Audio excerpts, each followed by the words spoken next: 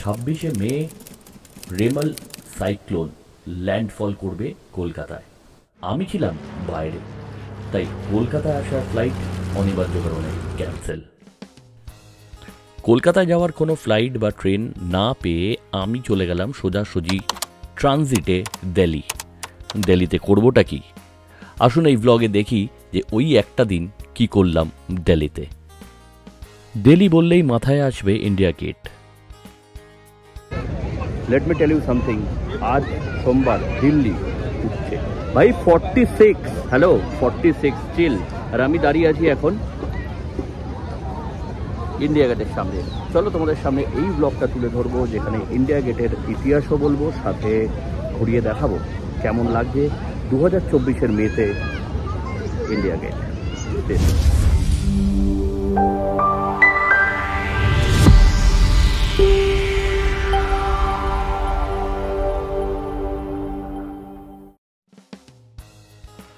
Hello বন্ধুরা, আপনাদের স্বাগতম আমার এই চ্যানেলে। আজ আমরা ঘুরে দেখব দিল্লির ইন্ডিয়া গেট এবং জানবো এর ইতিহাস সম্পর্কে। তো চলুন শুরু করা যাক। ইন্ডিয়া গেট দিল্লির অন্যতম প্রধান স্থাপত্য এবং এটি একটি ঐতিহাসিক স্মৃতিসৌধ। এটি দিল্লির রাজপথের মাঝখানে অবস্থিত। ইন্ডিয়া গেট একটি যুদ্ধ স্মৃতিসৌধ, যা প্রথম বিশ্বযুদ্ধ এবং আফগান যুদ্ধে যারা প্রাণ হারায়, মানে 82,000 ইন্ডিয়ান আর্মি তখন ব্রিটিশদের জন্য লড়ে প্রাণ হারিয়েছিল, এবং সেই সৈনিকদের স্মরণেই নির্মিত হয় 1931 সালে এই ইন্ডিয়া গেট। ইন্ডিয়া গেটের ইতিহাস অনেকটাই হৃদয়স্পর্শী।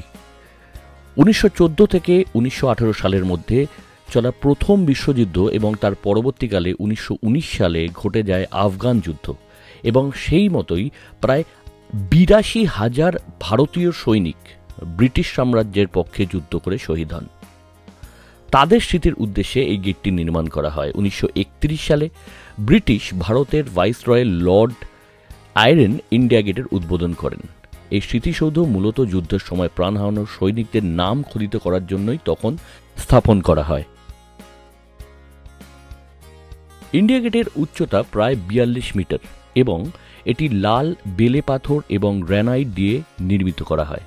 গেটটির ওপরের অংশে ইন্ডিয়া একদম বোল্ডে লেখা আছে এবং নিচের দিকে যুদ্ধের সময় নিহত সৈনিকদের নাম খোদাই করা আছে।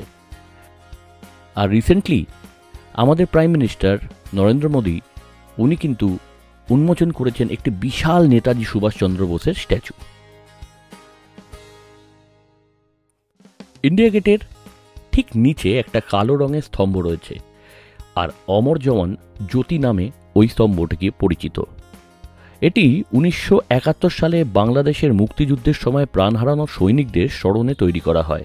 স্তম্ভটির ওপরে একটি শিখা জ্বলতে থাকে, যা আজও অমর জওয়ানদের প্রতি শ্রদ্ধা নিবেদন করে।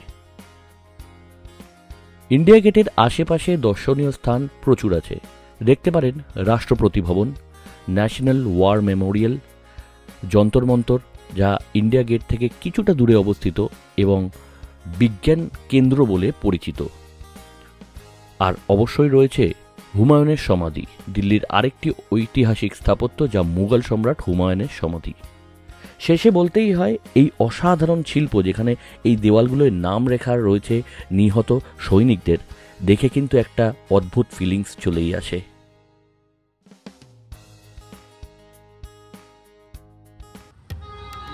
এর পরের গন্তব্যটি ছিল বাংলা সাহিব গুরুদ্বারা, যা দিল্লির প্রধান ধর্মীয় এবং পর্যটক আকর্ষণ। ইতিহাস বলতে গেলে 1664 সালে গুরু হরিকৃষ্ণজি দিল্লি এসেছিলেন এবং তখনকার সময় এখানে বসবাস করতেন।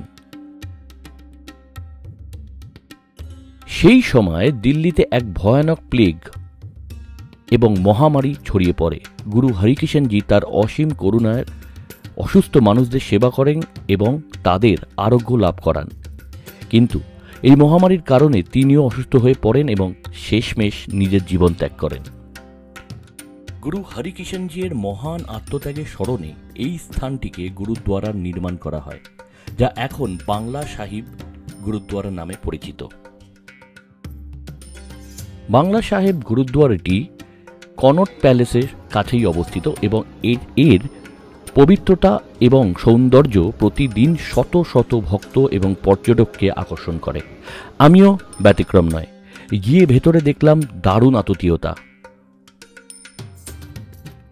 সবথেকে ভালো ব্যাপার, এই গুরুদ্বারাতে ধর্মের কোনো বিচ্ছেদ নেই। যে কোনো ধর্মের মানুষ এসে নিজের প্রার্থনা করতে পারে নির্দ্বিধায়। এই যে জলাশয় দেখছেন, এই জলাশয়ের পানি মানে অমৃত বলে এখানে পরিচিত এবং এই পবিত্র এবং আরোগ্যকারী বলে মনে করা হয়। গুরুদ্বারার অভ্যন্তরে একটি বড় দরবার হল রয়েছে, যেখানে শিখ ধর্মের পবিত্র গ্রন্থ গুরু গ্রন্থ সাহিবের প্রতিষ্ঠিত রয়েছে।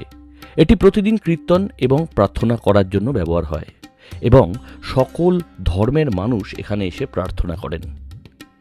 দিল্লি আসলে সন্ধেবেলা একবার অতি অবশ্যই ঘুরে যাবেন এই সুন্দর গুরুদ্বারায়। জেনে রাখা ভালো, গুরু হরিকিষেনজি যিনি এই গুরুদ্বারা নির্মিত করেছেন, তিনি শিখ ধর্মের অষ্টম গুরু ছিলেন।